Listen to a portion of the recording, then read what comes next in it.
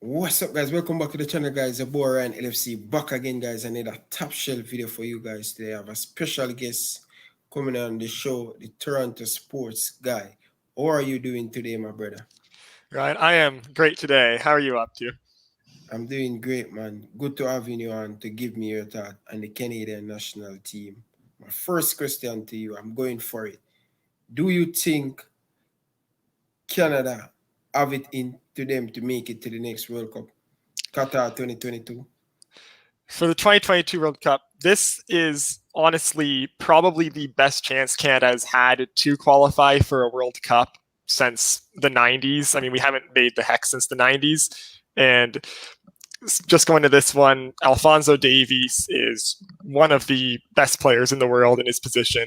Jonathan David, for the first time, we have proper stars playing for the Canadian team, proper stars in Europe. Kyle Laren's having an amazing season. His form's great. Like, just in terms of top end talent, this is probably one of the best groups Canada has had.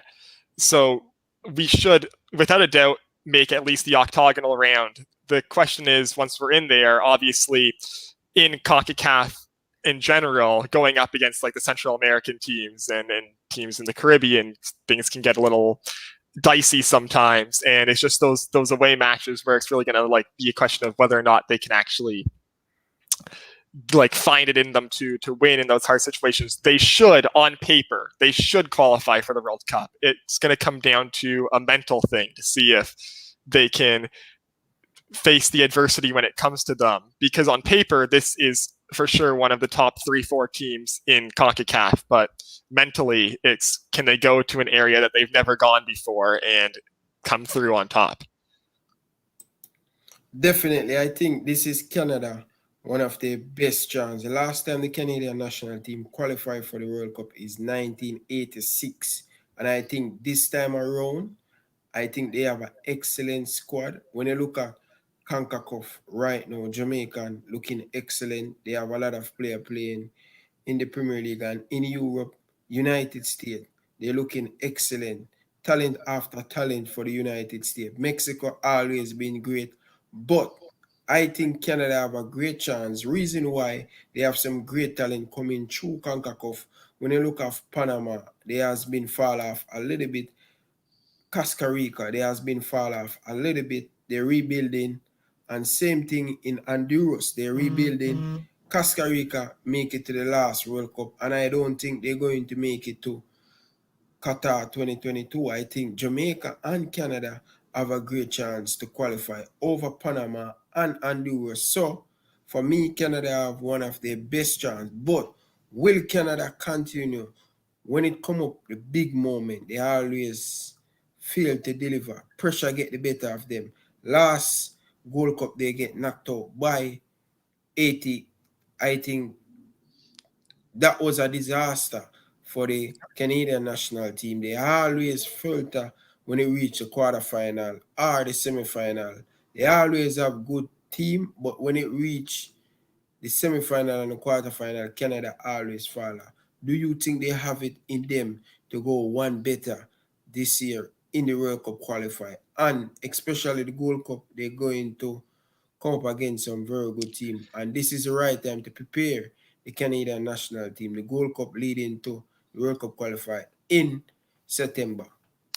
Yeah, no, the having the Gold Cup this summer before the octagonal round of the qualifiers is huge for just getting the mentality right and being in the right mindset. If they can go into the quarterfinals, into a situation where, as you said, they lost to Haiti in 2019, in 2017 they lost to Jamaica, both games where they probably should have won, especially against Haiti up 2-0 in the first half. That was just a terrible fall apart.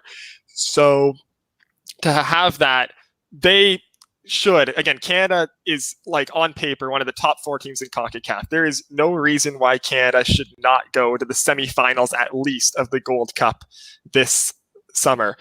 So again, it's just going to come down to, can they get the mentality right? And this year they do have a stronger team than they have in years past. They have Ricardo Ferreira coming in on the back end. If he brings a ton of experience, he had a friendly for Portugal. If he can get form back, he adds a much needed piece in the center back position. The biggest issues that Canada had in the last couple of Gold Cups, and part of the big reason why they got knocked out is their center backs and their just defensive line was weaker in talent compared to the rest of the lineup. And now you have Richie Larea is established. Alphonso Davies can play left back, which is huge defensively for us. So just those extra pieces defensively is where we really need to is where the improvement needs to come to be able to qualify. And I think that this team has made strides defensively to tighten up.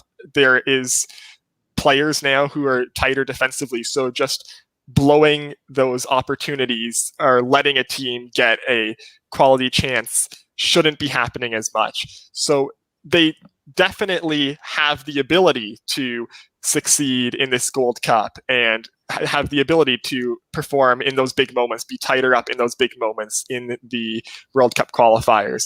But they definitely need to perform. They have the second round qualifier, if they make it to the second round, where it's likely going to be against Haiti in the home and home in June before the Gold Cup. I think that right there sets the precedent for whether they can perform in the big matches going forward, because that is a huge match to get into the octagonal. And if they perform well in that, that's going to give them the confidence boost to perform well in the Gold Cup, which will give them the confidence boost to perform well in the octagonal. 100% correct. I'm really, really looking forward to see the Canadian team this year, especially in the World Cup. This is a very good tournament to prepare the boys for the World Cup qualifier. When you look at, they have 80, they have the United States. This is a very good United States team. When you look at talent and the United States team, when you see player from Juventus, player from Barcelona, Borussia Dortmund, Chelsea, this United States team blessed with a lot of talent, and I am curious to see what Canadian going to do against this United States team. But for me, 80 going to give Canada a really good test. Physicality, I see they give Canada a lot of problem in the Gold Cup.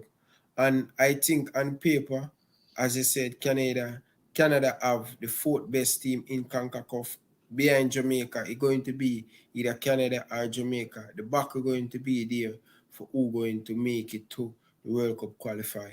But it's early stage now, and I hope both country, Canada and Jamaica, make it to the World Cup. I am from Jamaica, but I live in Canada, so I want to see both countries do well.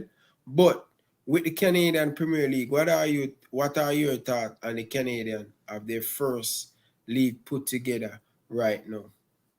Yeah, the Canadian Premier League is great. It's great for the development of the national team, of course, because we just haven't had a league since the old Canadian Soccer League folded in the 90s. So then we had the 3 MLS teams for a bit, but just in terms of development pathways for young Canadians wanting to go professional, there just wasn't really anything there. And so a lot of guys fell through the cracks. I think Mo Babuli is a famous example where he wasn't ready for the full step up to MLS. If there was a Canadian Premier League in the middle there, he probably had potential to become a lot bigger talent than he ended up becoming.